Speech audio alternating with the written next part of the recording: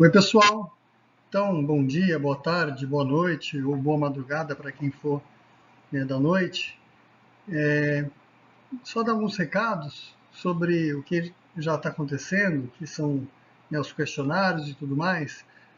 Os questionários, eles vão aparecer a nota quando terminar, fechar o questionário, porque aí vocês têm igualdade de condições, porque se não fecha o questionário, vocês veem a nota, falam para o outro qual é a resposta e fica sem graça. E olha, o questionário, convenhamos, tá fácil. Tá fácil porque se você fizer a aula, assistir, dar uma estudada, você vai fechar ele. E além disso, se você não fechar dois deles, três deles, que vão ser mais de 10, você vai poder eliminar essas notas. O questionário, gente, é algo assim que a gente faz, eu não gosto de dizer que é para ajudar na nota, mas é para ajudar a vocês irem bem. Por quê? Além da nota, vocês vão estar toda semana passando o conteúdo novamente, nem que sejam 2, 3, 5 perguntas, mas vocês vão estar vendo aquilo que interessa para depois, na prova, chegar e vai aí sim valer 25% numa nota só, uma prova com certeza um pouco mais complexa, com pergunta aberta. Tá? Então aproveitem esses questionários, a nota só sai depois que fecha. Eu andei mudando as datas por alunos que chegaram depois por causa da matrícula ou por causa de problemas do campus virtual. Não vou, para quem atrasar, não vou ficar abrindo, porque não precisa, tá, gente? Atrasou, faz o outro. Vocês têm um prazo bom para fazer. Não fez esse, vai ter o outro, vocês vão poder eliminar duas notas, pelo menos, talvez três. Mesmo quando voltar, se voltar presencial, eu vou lançar esses questionários no campus virtual. Então vai continuar tendo, não vão ser só 7 que estão previstos, eu acho, na primeira parte, nesse ano. No ano que vem vão ter mais uns 5, provavelmente. Tá? E as perguntas abertas, precisa esperar eu corrigir, eu ainda não corrigi. Né?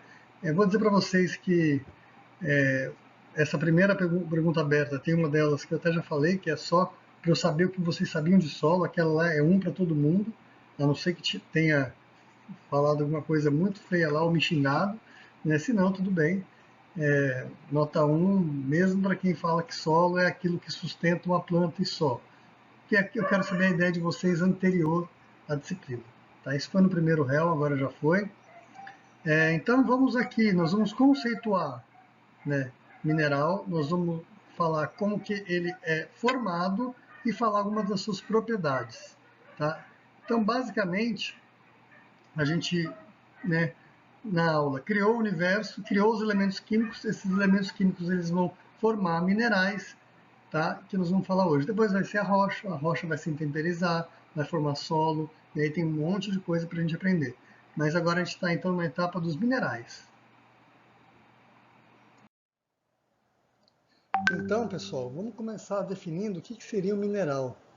Tá? Então, um mineral ele é um material de ocorrência natural, tá? Então ele tem que ocorrer na natureza, não pode ser fabricado, né?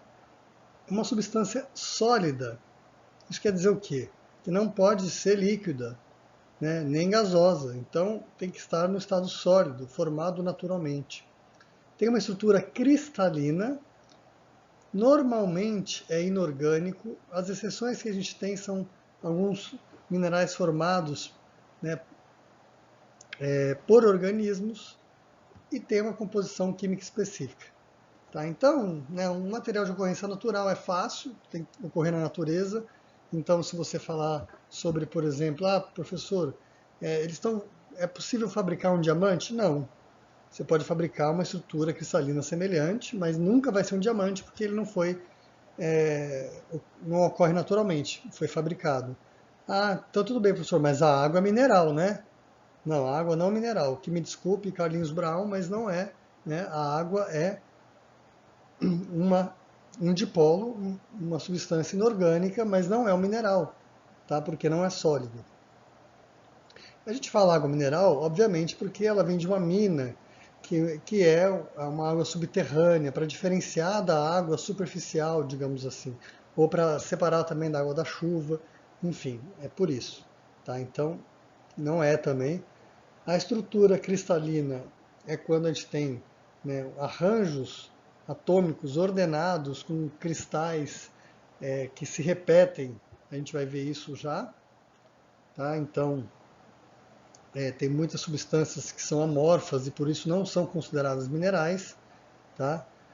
Inorgânico, como nós só repetindo, então o exemplo que eu dou aqui são os carbonatos, que são fabricados através de materiais bióticos, né, por exemplo, de moluscos, né, e composição química específica. Então, além da estrutura cristalina, esses átomos também podem ser representados por fórmulas, tem uma composição química que a gente consegue representar. Então, o mineral tem que ter, né, essas características para assim ser considerado. Exemplo aqui, ó, então a ilmenita, que é um óxido de titânio e ferro, então tá vendo aí, ó, ferro, titânio e 3 oxigênios. O quartzo, que é um silicato puro, né, com silício e oxigênio. O ouro, que é um elemento nativo, que é um grupo onde os minerais são formados por um elemento químico, e aqui no caso associado a quartzo. Eu gosto de mostrar essa imagem aqui, porque ela tem, parece que é isso aqui, ó, tentando fazer aqui, ó, melhorou. Isso aqui é basicamente o que vocês estão vendo em branquinho aqui, ó, tá? Era assim que estava. E aí eles colocaram alguma substância, dissolveram esse quartzo, que é essa parte branca aí, na metade desse mineral para mostrar o ouro entremeado no quartzo. Tá? Mas isso é só curiosidade, isso está no Museu de Mineralogia de Paris. Bom, a estrutura cristalina, né? Aqui o exemplo a halita, que é a mesma fórmula, a mesma composição do sal de cozinha, NaCl. Tá? Como é que funciona isso? Então ela tem um arranjo atômico, onde tem para cada átomo de sódio um átomo de cloro, formando então uma estrutura cristalina. Tá? O mineral tem, até por esta questão de ser uma composição química definida e ter uma estrutura cristalina, ele tem algumas propriedades que ajudam a gente a identificar e a entender melhor esse mineral. Então, a dureza, o brilho, a cor, o traço, o peso específico, ou também chamado de densidade relativa, o hábito cristalino, a clivagem, a fratura, a solubilidade, o sistema cristalográfico e outras propriedades, né, menos utilizadas para identificar, mas que em alguns casos é bem interessante, ou mesmo para identificar o mineral, as propriedades dele, né? Por exemplo, magnetismo, alguns minerais com bastante atração magnética, efervescência, quando você utiliza, por exemplo, um ácido no material básico, ele dá efervescência, tá? Fluorescência, piezoeletricidade, piroeletricidade, que são, né, propriedades que a gente vai ver aqui na sequência. Bom, então, antes de ver as propriedades deles, vamos ver como é que eles são formados, né? Então, a estrutura da matéria, né? A gente já viu desde o Big Bang, a matéria foi se formando os átomos, diferentes átomos. Então, esse átomo constituído por núcleo, tem prótons e nêutrons, e elétrons que estão circundando ao redor. Tá? Então, aqui é um esquema, né, de um átomo com um núcleo, né, uma nuvem de elétrons, tá? Orbitando ao redor dele.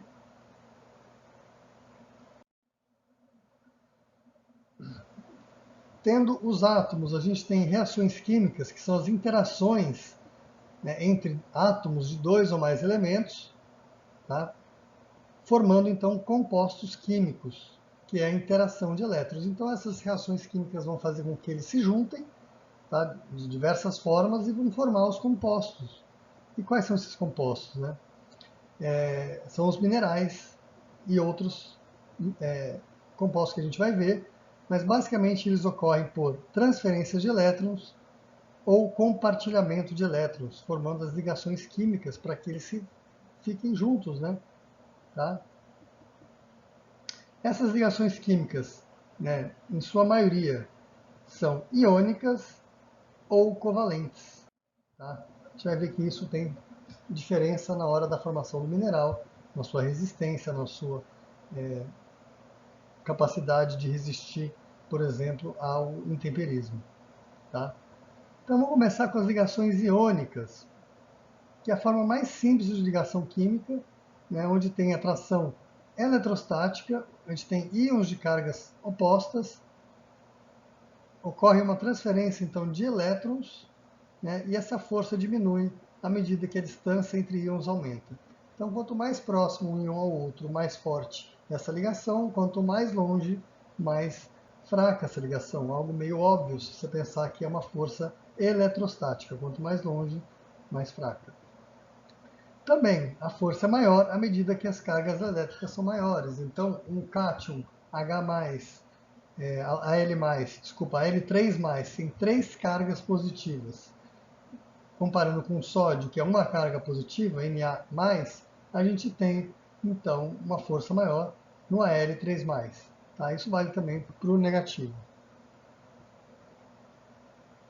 90% dos minerais são formados por ligações iônicas, então é a que predomina. Tá?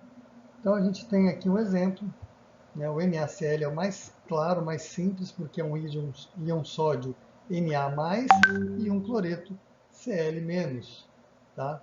Então, no átomo de sódio, que tem um elétron na camada externa, e o átomo de cloro, que tem 7, eles se juntam. Tá? Essa interação ocorre aqui, formando então, né, o que a gente chama aqui, a gente vai ver de célula unitária do NaCl, que vai ser então o halita, né, o cloreto de sódio. Já as ligações covalentes, a gente está falando de elementos que não ganham nem perdem elétrons facilmente. Então não tem como na ligação iônica, né, mas sim eles compartilham elétrons. Tá? Geralmente essas ligações são mais fortes que as iônicas. Tá? A gente pode ouvir falar também de ligações metálicas, que é um tipo de ligação covalente. A diferença é que, né, são átomos de elementos metálicos e têm tendência de perder elétrons, tá? Além de compartilhar, mas é pouco comum em minerais. Então, a ligação covalente, vamos ver aqui, né, são quando alguns átomos compartilham elétrons para formar ligações covalentes. Então aqui, ó, está compartilhando o elétron. Tá? Quando compartilha o elétron, a gente tem então uma ligação covalente. Bom, então vamos falar agora de minerais polimorfos, para a gente entender uma boa diferença aí entre os tipos de ligações e sua expressão no mineral, né, nas propriedades dos minerais. Então a gente está aqui falando, né, de minerais polimorfos, que são minerais que têm a mesma composição química, mas várias formas, polimorfos. Tá? Então, diferentes arranjos estruturais com mesma composição química. Então vamos pegar um exemplo aí, quem está pensando num exemplo? Quem sabe, por exemplo, de um mineral que é formado de carbono? Tá? Então a gente está aí, né, para quem já conseguiu ver aqui, né, o diamante e a grafita. Tá? Esse aí mesmo, grafita, que você usa no lápis, na lapiseira, é um mineral mole, tão mole que a gente consegue usar ele para escrever. Já o diamante é duro, tão duro que vocês vão ver na escala de Mohs, ele é o mais duro da escala. Mas a composição química é exatamente a mesma, só muda o arranjo entre os átomos. A grafita, então, tem, né, ligações fortes entre essas placas. Não sei se vocês conseguem ver que isso aqui é uma placa. Ó. Tá? Entre essas placas, dentro da placa a ligação é forte, mas entre as placas a ligação é fraca. Então, quando você está riscando o papel, na verdade, o papel está riscando a grafite. Você não está riscando o papel. E o papel, né, a grafite vai ficando no papel conforme vai gastando por ter, né, entre essas lâminas ligações fracas. Já o diamante não, é uma ligação, é mais compacto, né? Uma ligação covalente junto umas às outras, de ligação de carbono, que forma então um mineral muito mais duro. Então, né, aqui mostrando que, né, a estrutura cristalina, o tipo de ligação entre elas é muito importante aí na, na propriedade, na expressão do mineral na natureza, de como ele vai, né, se comportar. E como os minerais são formados, né? Então, os minerais podem ser formados de diversas formas. Bom, a primeira delas que eu vou falar é o ambiente magmático, ou seja, a cristalização do magma. Basicamente, né, a gente vai ver em rochas magmáticas que o magma é, vulgarmente falando, uma sopa de rocha, né, uma rocha líquida, que quando vai se resfriando, vai formando os minerais, tá? Então, uma sopa de minerais seria, né? Não é de minerais, porque vocês vão formar vários minerais, e o conjunto de minerais a gente vai chamar de rocha. Tá? Mas o magma, quando ele vai se cristalizando, ele vai formando minerais. Pode se formar também da condensação de materiais rochosos em estado de vapor. Tá? Então, material rochoso que tenha uma temperatura, que está no estado de vapor, né? Água gasosa, se condensar e tiver um material, ele pode também formar um mineral. A cristalização também em soluções aquosas, a baixas temperaturas, menor que 100 graus, porque senão seria, né, material em vapor. Formando rochas sedimentares químicas, então, por exemplo, você pega um lago que vai secando, secando, e vai concentrando o sal que tem nessa água, que o sal não evapora, evapora só a água, isso a menos de 100 graus, vai precipitar, vai formar, por exemplo, a própria halita, que é o NaCl, tá? Que é uma rocha sedimentar química. E no metamorfismo é quando a gente tem materiais que podem se recristalizar numa nova estrutura cristalina, quando, por exemplo, foi formado uma biotita, um quartzo, numa rocha magmática, e depois ele se recristaliza formando um outro mineral numa rocha metamórfica. A gente também vai ver isso em rochas metamórficas, né, no metamorfismo, assim como o anterior aí, que é rochas sedimentares químicas, a gente vai falar, né, de como é que isso funciona. Bom, vamos passar cada um deles aqui só para a gente entender melhor. Então, a cristalização do magma. O magma, né, vamos pegar aqui, ó, aqui ele está líquido, etapa 1, tá, que eu pus a setinha aqui. Está líquido, começa a perder temperatura, mais de 1500 graus, começa a baixar. Tem alguns minerais que já com 1200, 1300 graus começam a ficar líquidos, sólidos, desculpa, então de sólido, de líquido ele começa a ficar sólido, solidificar e crescer. Pode ver que o tamanho aqui, ó, foi crescendo, vai diminuindo a temperatura, vai crescendo o mineral. Tá? Então é isso que ele está esquematizando aqui. Só que são vários tipos de minerais. Tem esse azulzinho aqui, tem esse azul claro, tem essa bolinha aqui. Tá? Então vai formando os diferentes minerais até, né, resfriar de uma vez, menos de 600 graus, a maioria dos minerais estão formados. Um exemplo disso é um granito. O granito está aqui com várias cores que a gente vai ver, né, nas rochas magmáticas, que tem, na verdade, 3 minerais básicos: o quartzo e o feldspato, que são mais branquinhos, que a gente vê aqui, ó, ele é mais branquinho, e essa parte mais escura, normalmente é biotita, que é um outro mineral que tem essa cor, porque tem um pouco de ferro, tá? Então, é um jeito aí de formar mineral, talvez o mais fácil de entender, ou o primórdio, né? Começa assim, para depois, né, ter os outros tipos de formação que a gente vai ver. Então, no magma, cristalizou, forma os minerais. Bom, metamorfismo. Metamorfismo é quando a gente tem, por exemplo, aquele mesmo granito lá. Ele pode ter sido formado depois de alguns milhões de anos, ele ser submetido a uma temperatura e pressão, uma temperatura que não chega a derreter, né, por exemplo, 300 graus centígrados durante vários milhões de anos e com uma pressão muito maior do que a atmosférica. Tá?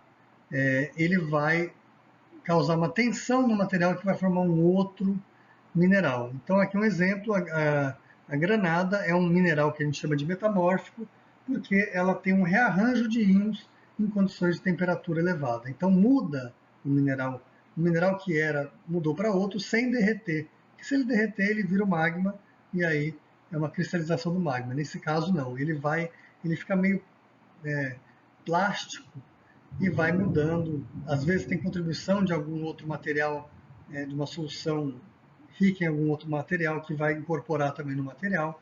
Enfim, é uma forma de formar mineral também, que a gente vai ver com detalhes no metamorfismo. Tá? E aqui, que a gente vai ver com mais detalhes nas rochas sedimentares, tá? É o que eu falei do lago, né, se esvaziando por evaporação. Tá? Então, quando você tem, né, se você pegar um copo de água em casa, colocar uma colher de chá de sal, ele vai dissolver inteirinho. Se você deixar esse copo de água em casa algum tempo, não precisa nem ser um mês, ele vai secando, depende também das condições do ambiente, mas ele vai secando, no final vai ter um sal cristalizado no fundo. Tá? Guardado as devidas proporções, né, e pensando na natureza, que tem um monte de outros fatores, mas é isso que está acontecendo hoje, por exemplo, no Mar Morto. A tendência do Mar Morto, que é um mar hipersalino, é secar, secar e daqui a alguns milhares ou milhões de anos formar um mar rico em rocha sedimentar química. Qual? Principalmente a lita. A lita né, o NaCl é o que é mais abundante nas águas, então é o que vai ter mais. Mas temos também outros, né, KCl, sulfatos, enfim, muitas outras possibilidades. Então, também outra forma de formar mineral, então, é através da precipitação de sais pela evaporação. Então, a lita, que eu já falei, é o NaCl, anidrita é o gesso, basicamente é sulfato de cálcio. E como é que ele se cristaliza, né? Então, claro, ele se cristaliza seja no magma, porque esfriou, seja no metamorfismo, porque uma hora parou o metamorfismo e ele finalmente se cristalizou, seja no ambiente sedimentar químico, ele precipitou porque aumentou muito a concentração dele em uma solução aquosa e ele se precipita. Agora, quando isso tem tempo e tem espaço, a gente vai ter o que a gente chama, né, dos grandes cristais.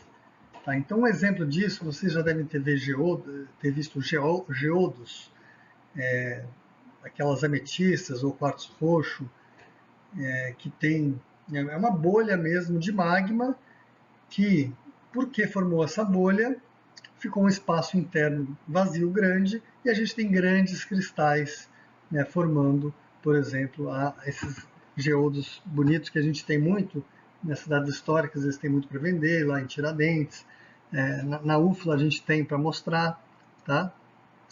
Eles vão ter grandes cristais, faces cristalinas, então, o que vai acontecer? Ainda falando dos grandes cristais, são aqueles quartos que a gente fala assim, professor, isso é um cristal? Eu vou mostrar uma imagem dele já. Mas é isso, na verdade ele teve tempo de crescer, então aquele quartzo, que a gente chama genericamente de cristal, ele teve espaço, por isso que ele tem aquele formato mais bonito. Quando a gente tem espaços preenchidos já, ou pouco espaço para os minerais crescer, ou ainda, quando é muito rápido, não dá tempo dele, né, crescer, ele esfria de uma vez, por exemplo, a gente vai ter um crescimento em grãos bem menor. Tá?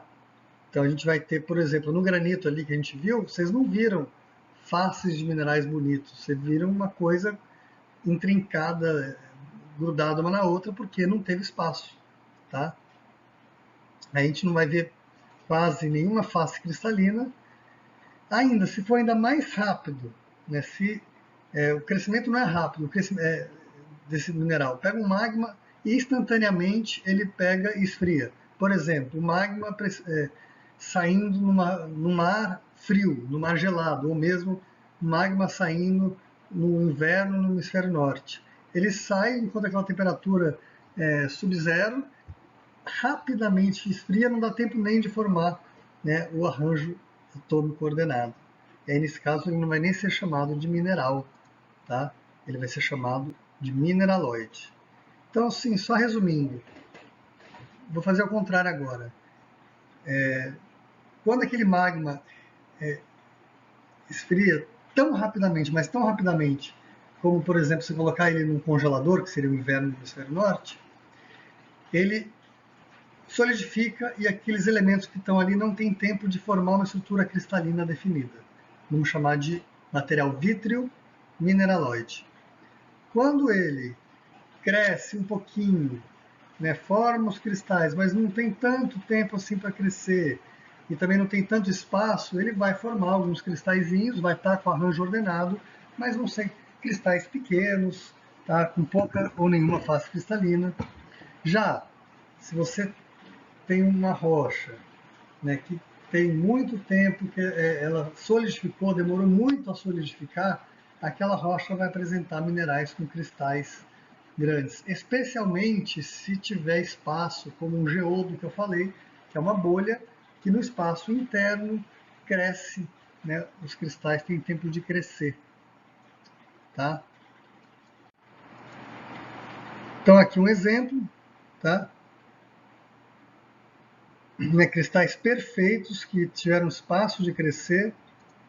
Tá? Aqui, ó, aqui que eu estava falando do geodo, então essa ametista aqui, ó, ela teve todo esse espação para crescer aqui, ó.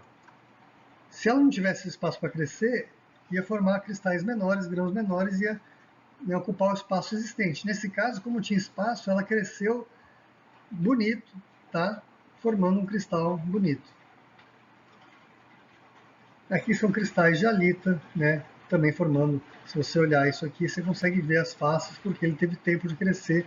É um mineral sedimentar, é formado em rocha sedimentar. Bom, então alguns exemplos de mineraloides aqui. A gente tem o âmbar, tá? E a obsidiana. A obsidiana, a gente vai falar mais dela nas próximas aulas, mas ela é formada justamente naquele caso que o magma encontra água do mar. É um exemplo, né?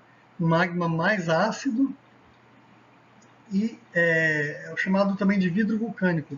E você já deve ter ouvido falar que o vidro não tem estrutura cristalina, ele tampouco é um mineral, porque ele é fabricado, ele não tem nem como ser, mas ele não tem uma estrutura cristalina. Tá? Tem até, né, algo que pode ser um fato ou pode ser um mito, eu já vi controvérsias, que é a espessura dos vidros das igrejas centenárias da Europa. Que o vidro, com o tempo, ele vai se concentrando, vai engrossando a parte basal desses vidros, porque ele não é cristalino, ele tem uma certa mobilidade, tá, que chega até, né, afinar o vidro em cima e com o tempo, 200, 300, 500 anos, embaixo ele ficar mais espesso. Já vi controvérsias de professor dessa área falando que isso levaria milênios para acontecer, não poderia acontecer em centenas de anos, mas é algo que é considerado um fato por muitos cientistas. Tá? Então, basicamente, mineraloide não tem estrutura cristalina definida. Então, vamos falar das propriedades. Tá? Então, as propriedades, né, começando aqui pela dureza, vocês já devem ter ouvido falar, ou se não, vocês vão ouvir agora, que é sobre o diamante, que o diamante é o mineral mais duro. Tá? Então, nessa escala de Mohs, que é uma escala adimensional, tá? Foi aleatório, esse número, o 10 do diamante, não quer dizer que ele é 10 vezes mais duro que o talco, por exemplo, nem o dobro da apatita, que é 5, tá? É só uma escala que, né, você consegue falar que um risca o outro, ou que algum outro material, como a gente pode ver aqui, né, a unha, alfinete, lâmina de aço, a gente pode utilizar para ajudar a identificar esse mineral. Tá? Então, basicamente, você ou passa um mineral no outro, ou você passa a unha, ou alfinete, ou lâmina de aço, né? E se ele riscar, né, quer dizer que ele está sendo gasto, tá? Ou seja, que tem né, uma dureza menor quando ele é riscado.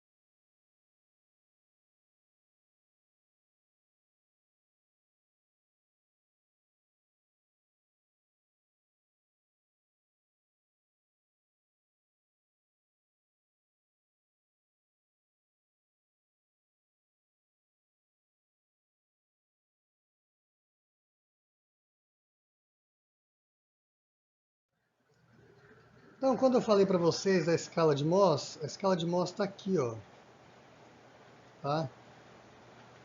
De 1 a 10, ela é adimensional no sentido de que ela não tem uma proporção entre a dureza do talco para gipsita, para calcita e assim por diante. Ela é simplesmente um número aleatório, né, que a gente sabe que um é mais duro que o outro e pronto. Mas aí temos a escala de Rosival, ou mesmo a dureza absoluta, né? Vocês podem ver, né, tem diferentes padrões aqui de comparação, mas vamos pegar a dureza absoluta, né? O diamante, 1.600 vezes mais duro que o talco.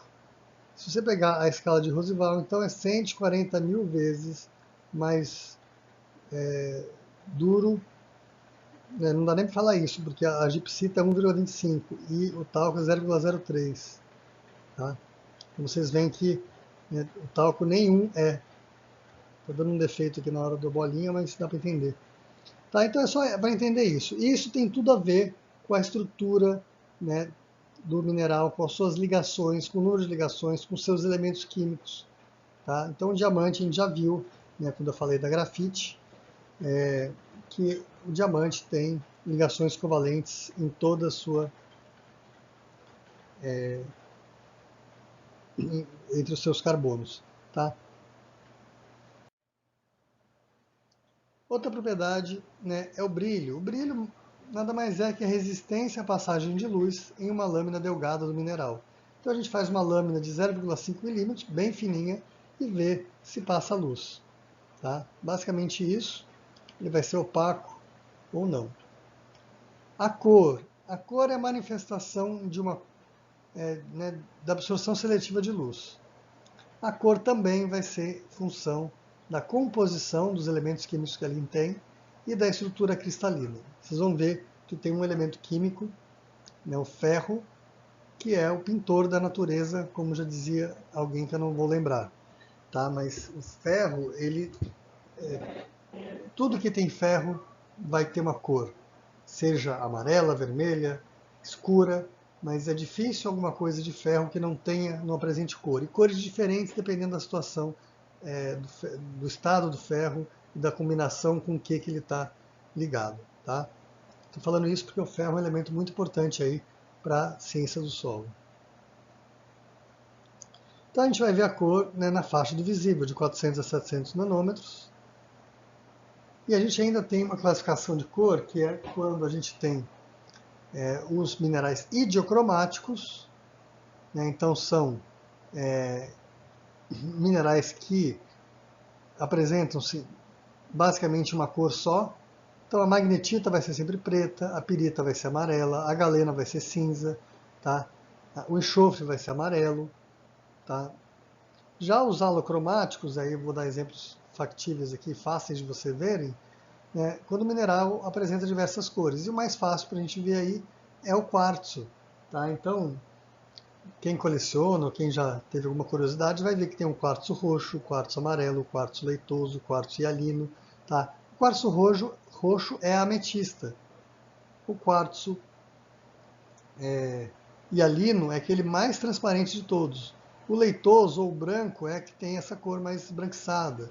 Então tem vários tipos de quartzo, dependendo da cor, porque ele tem, né, impurezas de alguns elementos químicos, mas muito, muito pouco, mas que dá já a cor.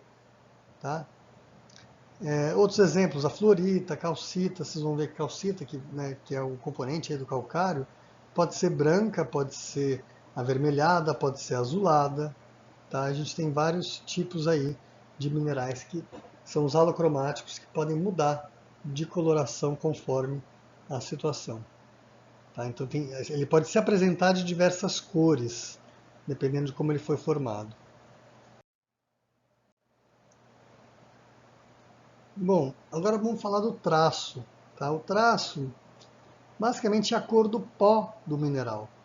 Então o mineral, quando reduzido a pó, ele apresenta uma cor, e essa cor pode ser distinta da cor que ele se apresenta em tamanhos maiores. Como é que a gente vê a cor? A gente passa esse mineral esfregando ele numa porcelana. Então a porcelana tem uma limitação, ela tem dureza mais ou menos 7, tá? É um material fabricado, então a dureza aproximada de 7. A gente consegue ver traço até de minerais com dureza até 7. Então, o quartzo, por exemplo, já não vai ver porque ele tem dureza justamente de 7, vai ser difícil conseguir riscá-lo. Então, alguns exemplos de traço. E o traço é interessante porque você pode identificar um mineral. Né? Minerais parecidos podem ter traços diferentes. A magnetita, por exemplo, tem um traço preto. Tá? A hematita tem um traço vermelho, né? Ou sangue, marrom meio sangue. Sendo que a hematita, quando você tem ela em tamanho grande, ela é mais acinzentada, metálica, né? Não sei quem já viu a hematita.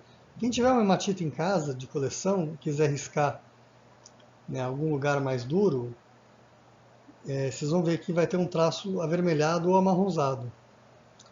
A calcita vai ter um traço branco, independente da cor do mineral, o traço dela vai ser branco. A pirita, também chamada de ouro de tolo, tem um traço preto. Então, se você quiser comparar com, por exemplo, o ouro vai ter um traço amarelo, tá?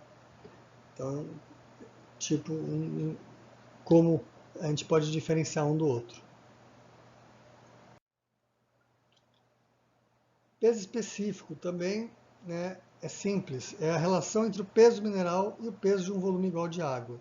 Resumindo, você pega o mineral e vê quanto de volume que ele está ocupando, essa relação. Então, basicamente, a gente chama também de densidade, né? Pode ser adimensional, 3, por exemplo, cada 3 massas para um volume daquele. No caso aqui, massa por volume, por exemplo, grama por centímetro cúbico. Qual que é, então, a densidade relativa da água? Quem está pensando aí vai lembrar que é 1, né? 1 grama por centímetro cúbico. E os minerais têm, né, os seus respectivos pesos específicos, que vão ser sempre influenciados pela composição e estrutura do mineral. Óbvio, né? A composição tem átomos mais pesados, átomos mais leves, e tem estruturas mais bem empacotadas, menos empacotadas, isso tudo vai influenciar. Empacotadas que eu digo é mais juntas, mais separadas, tá?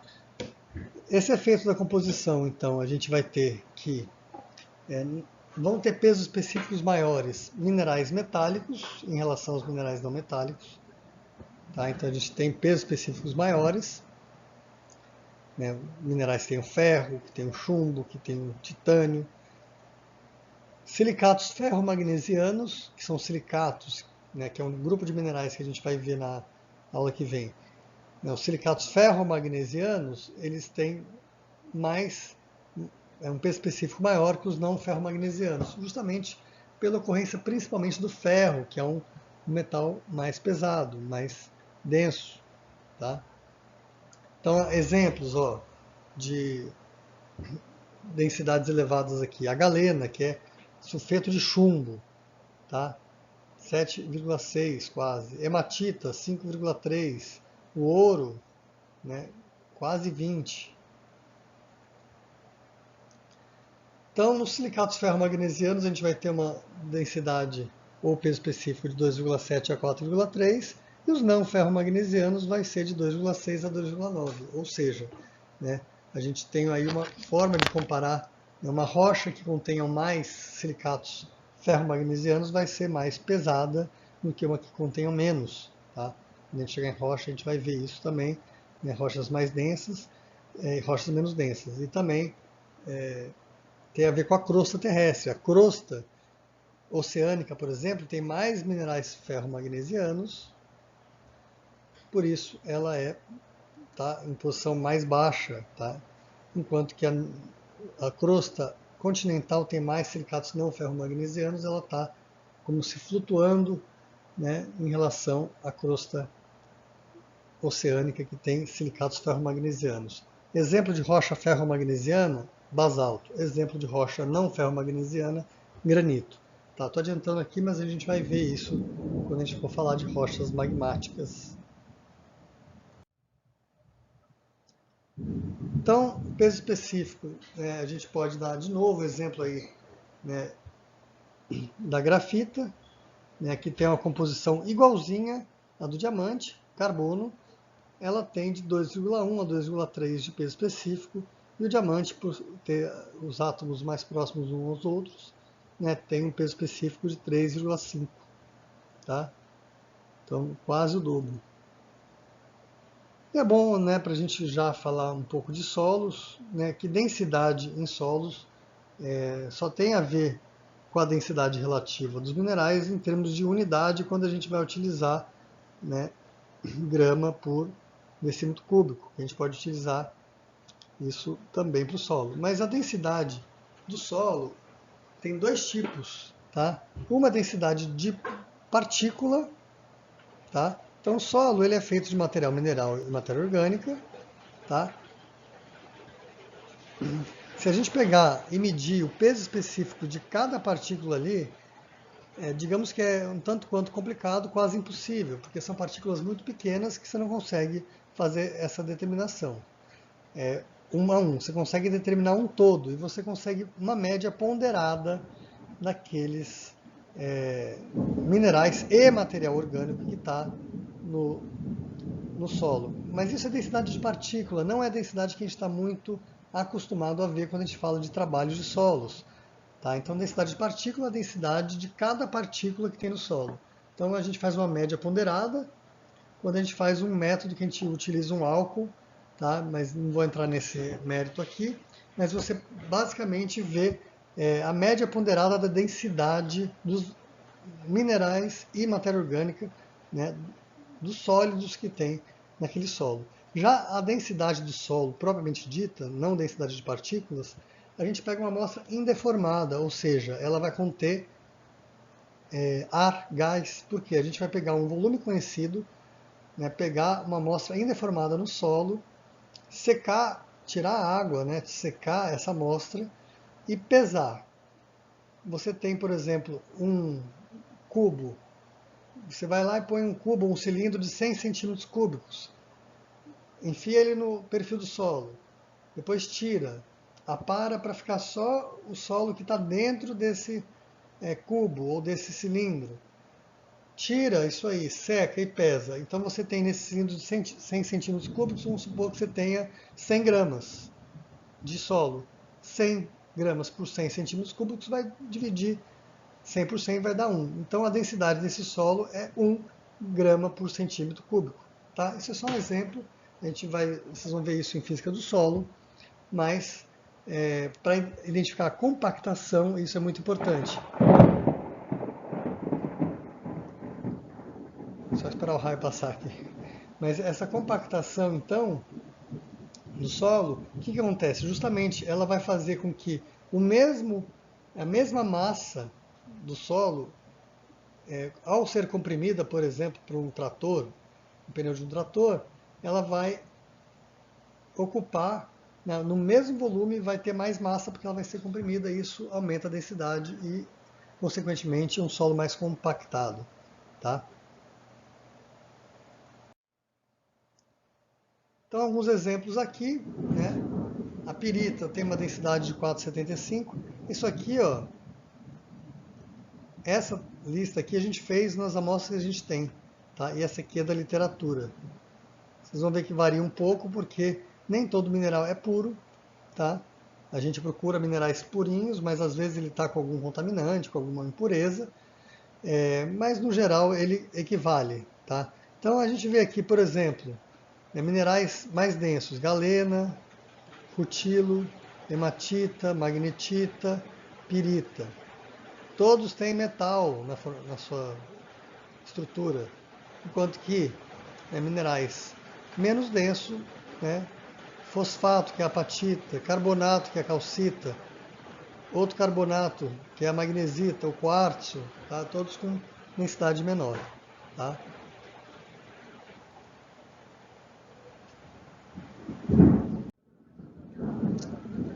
Outra propriedade é o hábito cristalino.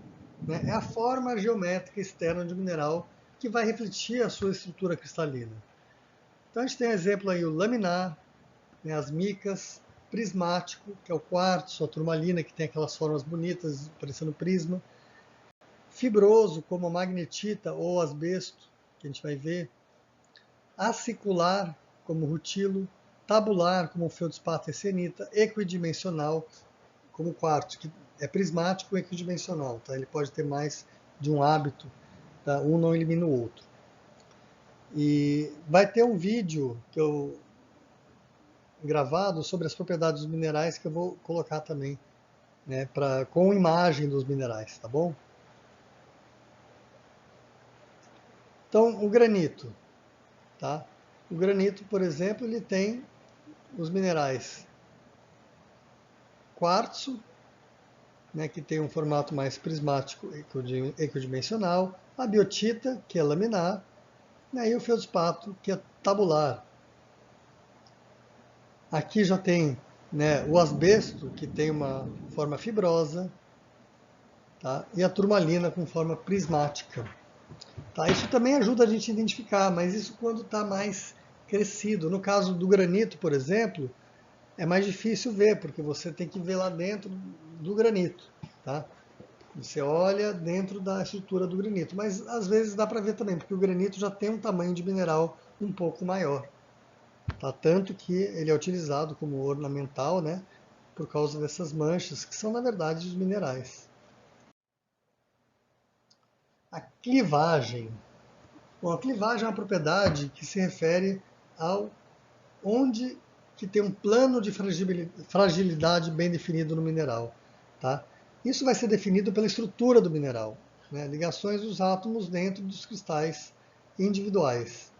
Então vocês vão ver que a própria ligação já reflete numa propriedade que a gente consegue observar a olho nu.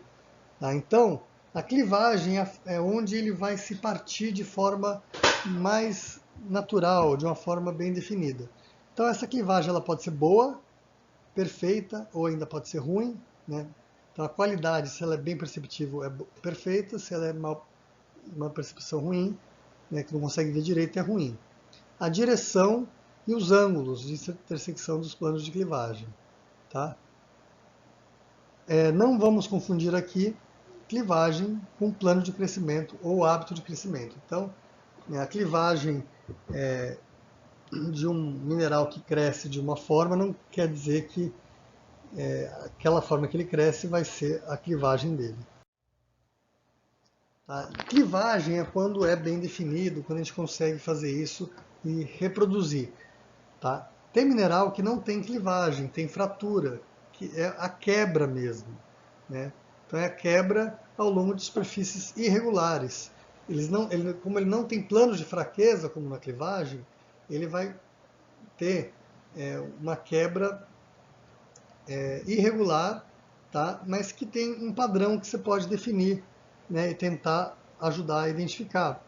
Né? Conchoidal, por exemplo, é uma forma de concha, parece mesmo uma concha por dentro. Tá? Aí, igual ou regular é que essa fratura tem uma regularidade. Fibrose em forma de fibra, né? Desigual, que não tem uma regularidade, ou sacaroide, que parece até uma rapadura. Isso eu só consigo explicar mesmo na sala. Vamos torcer para que tenha aí em janeiro a gente ver essas coisas. Mas é um formato para a gente identificar melhor, né, os minerais e conseguir discernir um do outro.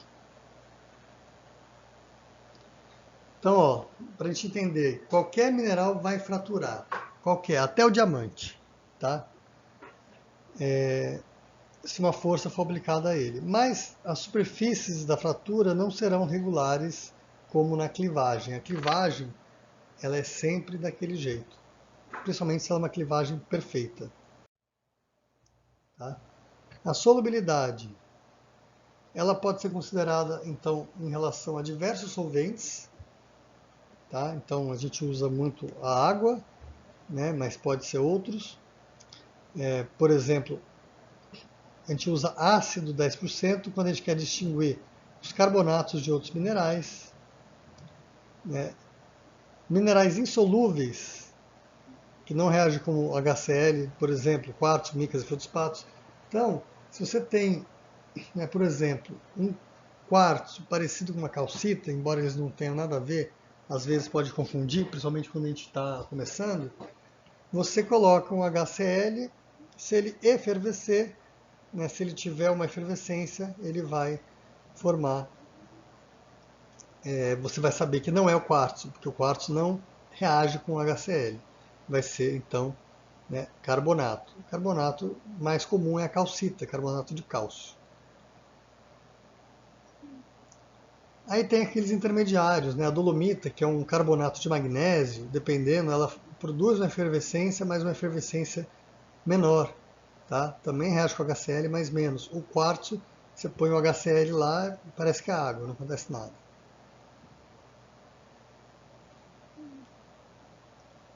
Então, quanto mais solúvel, né, mais efervescência em contato com HCl.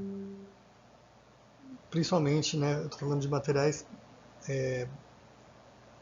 básicos, alcalinos. Tá?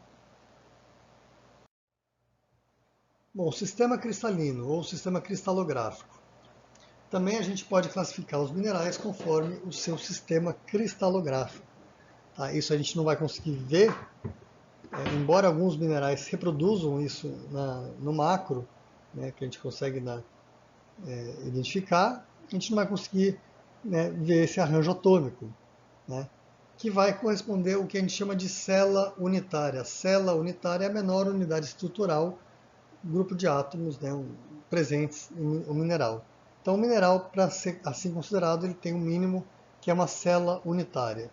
Aí essa célula unitária a gente pode chamar da menor repetição tridimensional da forma de organização desses átomos, né, no mineral, que são definidas então pelas dimensões A, B e C, pelos ângulos alfa, beta e gama. Tá? Então vocês vão ver, não é algo para se decorar, por favor, mas é algo para a gente entender, né, o que é um sistema cristalográfico, por que ele existe, justamente porque isso que o mineral é assim considerado cristalino, porque ele tem essa estrutura que se repete. Isso vai ser utilizado na ciência do solo? Vai. A gente utiliza essa base, né, que ele tem uma estrutura atômica definida, com a célula unitária e tudo mais, a gente utiliza isso para identificar minerais no solo, tá? Através do aparelho de raio-x. Tá? Então, a gente tem essa utilidade aí muito importante na identificação de minerais. Então, ó, o mais simples é o cúbico. Então, né, é algo meio geométrico aqui, onde as dimensões A, B e C são iguais, olha aqui, e os ângulos são iguais também.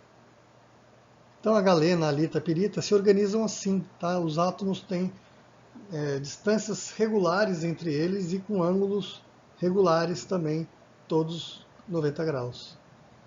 Já se a gente pegar o tetragonal, ele tem uma dimensão igual a outra, que é diferente de outra. Então ele tem um lado mais comprido, mas todos ainda com 90 graus. Tá? Uma pirolusita e rutilo são exemplos. O hexagonal já é um pouco mais complexo, tá? Onde a gente tem, né, criou-se aqui mais uma dimensão que é diferente das outras, a D, e também o ângulo gama com 120 graus. Tá? Então ele tem uma estrutura diferente, um pouco mais complexa. O trigonal já é onde, assim como o cúbico, as dimensões são iguais, A, B e C, mas os ângulos são diferentes. Tá? Os ângulos são todos diferentes de 90 graus, desculpa. Eles são iguais, mas são todos diferentes de 90 graus. Ele é mais torto, vocês veem aqui a calcita é o exemplo. Tá? Aí o ortorrômbico, onde é tudo diferente nas dimensões, A, B e C são diferentes, e os ângulos são todos 90 graus. A anidrita e a barita são exemplos. O monoclínico já é onde A, B e C são diferentes, ou seja, dimensões diferentes, mas os ângulos alfa e gama são iguais e o beta é diferente. O alfa e gama são 90 graus e o beta é diferente de 90 graus. Então, a ortoclasita é um tipo de feldspato, as micas, a gipsita tem esse sistema monoclínico, tá? E né, esse que tem, né, o triclínico, dimensões todas diferentes e ângulos todos diferentes de 90 graus, a gente tem, né, a albita, a nortita, que são tipos de plagiocásios do grupo dos feldspatos como microclínio, que são semelhantes, todos eles têm sistema, a cianita também.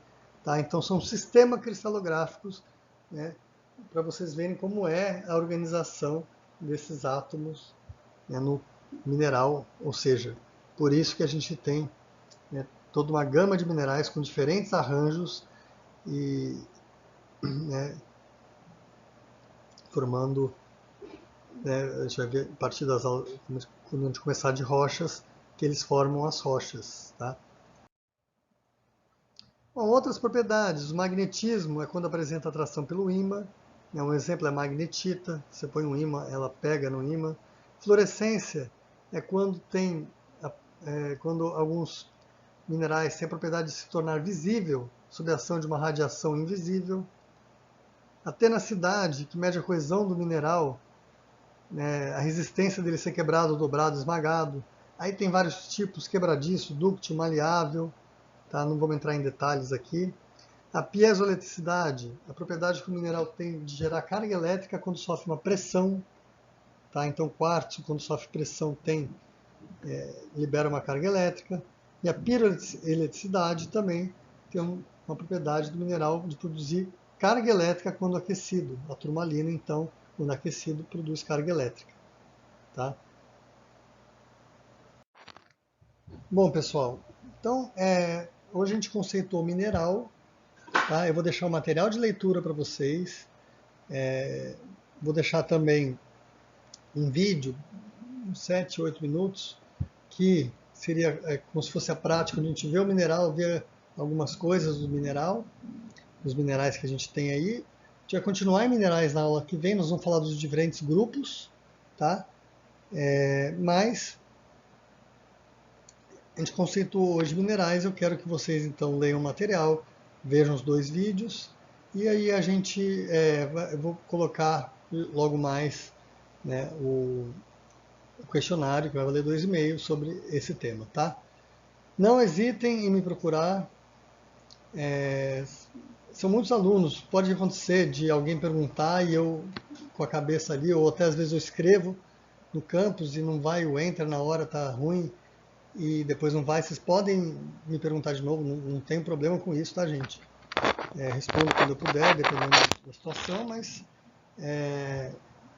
me acionem também no campus virtual, no fórum, tá bom?